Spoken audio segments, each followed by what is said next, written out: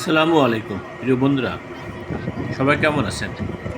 আমি সুমন সিদ্দিক আপনাদের মাঝে চলে আসলাম নতুন একটি ভিডিও নিয়ে। বন্ধুরা, পরিবার নিয়ে এসেছিলাম খুলনা থেকে আমার দাদা বাড়ি বুড়িগঙ্গিতে ঈদ উপলক্ষে, কিন্তু ঈদের দিনটা এক না বৃষ্টির কারণে সারাটা দিন খুশি বা আনন্দে কাটে নাই। মেয়েরা সাজুগুজু করে সারাদিন ঘরের মধ্যে সময় কাটিয়েছে। তারা খুবই হতাশ।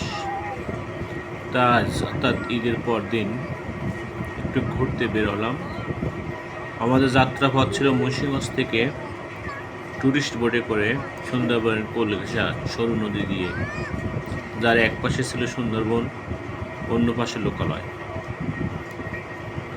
আমরা আসার সময় স্থানীয় লোকজন এবং ফরেস্টারদের সাথে কথা বলে জানতে পারলাম সুন্দরবনে বাঘের সংখ্যাও অনেক বেড়েছে, সেই সাথে বেড়েছে ডাকাতের উৎপাত।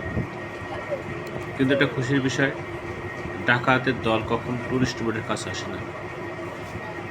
আমরা এই মুহূর্তে আসলাম মহাসিন সাহেবের হুলোর পাশাপাশি। একটা সময় খুবই আতঙ্কের জনপদ ছিল এই এলাকাটি।